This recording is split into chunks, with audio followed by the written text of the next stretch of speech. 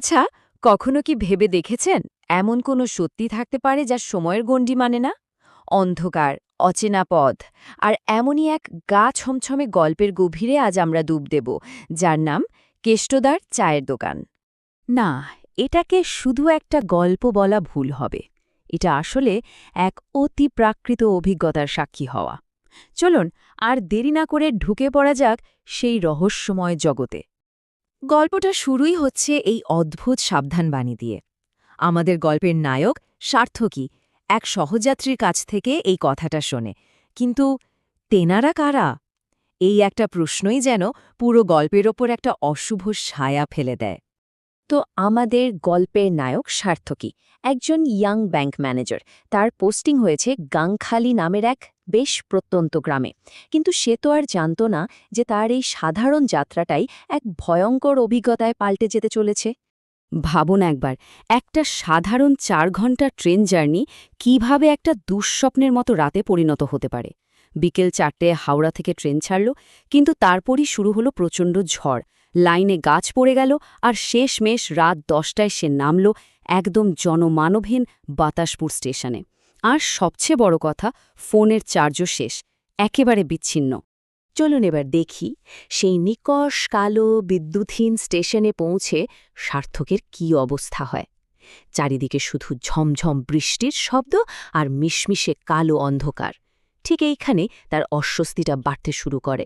সার্থকী তো ভেবেছিল ব্যাংকের পিয়ন হরেন এসে তাকে উদ্ধার করবে, কিন্তু তার বদলে যার সাথে দেখা হলো সে এক বিচিত্র চরিত্র। কালো বর্ষাতি পরা, হিসহিসে গলায় কথা বলে, আর তার প্রত্যেকটা কথাই যেন এক একটা ধাঁধা। নিজেকে হরেন বলে দাবি করা ওই লোকটা সার্থকীকে ঠিক এই অদ্ভুত সাবধানবাণীটাই দেয়। এই কথাগুলো শোনার পর সার্থকীর মনের ভয় আর রহস্যটা যেন আরও কয়েকগুণ বেড়ে গেল। তো হরেন তো গেল গাড়ি খুঁজতে, কিন্তু আর ফেরে না। আধ ঘণ্টা কেটে গেল সেই ভুতুরে অন্ধকারে। ভাবুন তো একবার সেই অবস্থাটা, ভয় আর অধৈর্য দুটো মিলেমিশে একাকার। শেষ পর্যন্ত সার্থকী আর অপেক্ষা না করে অজানার দিকেই হাঁটা দিল। অনেকটা পথ হাঁটার পর যখন প্রায় সব আশা শেষ, ঠিক তখনই দূরে একটা টিমটিমে আলো। ওই আলো দেখে সার্থকীর মনে যেন প্রাণ ফিরে এলো। সে গিয়ে পৌঁছালো এক ছোট চায়ের দোকানে। দেখে মনে হলো, যাক, এই ঝড়ের রাতে অন্তত একটা নিরাপদ আশ্রয় তো পাওয়া গেল। কিন্তু দোকানে ঢোকার পর থেকেই কেমন যেন সব গোলমেলে লাগতে শুরু করে। এক বৃদ্ধ হরেনের ব্যাপারে কিছু বলতে গেলেই তাকে থামিয়ে দেওয়া হলো। দোকানদার মোছার জন্য যে গামছাটা দিল সেটা আধ পোড়া, আর ১ কাপ গরম চা চাইতেই দোকানদার যা বলল তা আরও অদ্ভুত। বলল, এই চা আপনি খেতে পারবেন না। মানে সবকিছুতেই একটা অশুভ ইঙ্গিত। দোকানের ওই অদ্ভুত নিস্তব্ধতাটা হঠাৎ করেই ভেঙে গেল। একটা ছেলে প্রায় চিৎকার করতে করতে ছুটে এসে খবর দিল যে দোকানদারের ছেলে হারু পারুল নামে এক মেয়েকে নিয়ে পালিয়েছে, আর একদল লোক মশাল নিয়ে তাদের ধরতে আসছে। ব্যাস, এখান থেকেই গল্পের মোড় পুরোপুরি ঘুরে গেল। এরপরেই আসল নাটক শুরু। মশাল হাতে একদল উন্মত্ত লোক এসে হাজির হল। সার্থকী, মানে একজন শহরের শিক্ষিত ছেলে, সে ভাবল কথা বলে হয়তো সব মিটিয়ে দেবে, কিন্তু যা ঘটতে চলেছিল তার জন্য সে বিন্দুমাত্র প্রস্তুত ছিল না। কিন্তু সে যখন তাদের আটকাতে গেল, যা ঘটল তা অবিশ্বাস্য। মশাল হাতে পুরো জনতাটা তার শরীরের মধ্যে দিয়েই হেঁটে চলে গেল। একটা হাড়হিম করা ঠান্ডা স্রোত বয়ে গেল তার শরীর দিয়ে, আর সে বুঝতে পারল এরা রক্তমাংসের মানুষ নয়, এরা ছায়ামূর্তি। আর সার্থকী, সে অসহায়ভাবে দাঁড়িয়ে দাঁড়িয়ে দেখতে বাধ্য হল সেই ভয়ঙ্কর দৃশ্য। ওই ছায়ামূর্তিগুলো হারু আর পারুলকে ধরল, কেষ্টদাসহ বাকিদের সাথে বেঁধে ফেলল।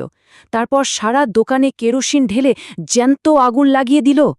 দোকানটা যখন দাউ দাউ করে জ্বলছে, তখন ওই প্রেতাত্মারা ঘুরল সার্থকীর দিকে। তাদের সেই অলৌকিক আগুনের আঁচ সার্থকী নিজের গায়ে অনুভব করতে পারছিল।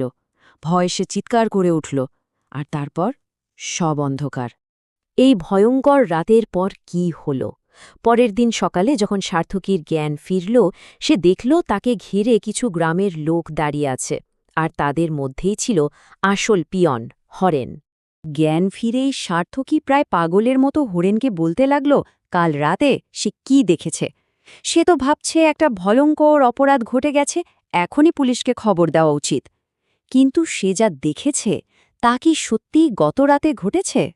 সার্থিকের এত কথার উত্তরে হরেন শুধু একটা সংখ্যায় বলল, 10। আর তারপরই আসল হরেনের মুখ থেকে বেরিয়ে এলো সেই চমকে দেওয়া সত্যিটা। যে দোকান আর ঘটনার কথা সার্থকী বলছে সেটা 10 বছর আগেই পুড়ে ছাই হয়ে গেছে। এই কথা শোনার পর সার্থকীর পায়ের তলার মাটিটাই যেন সরে গেল। তাহলে আসল ঘটনাটা কি ছিল?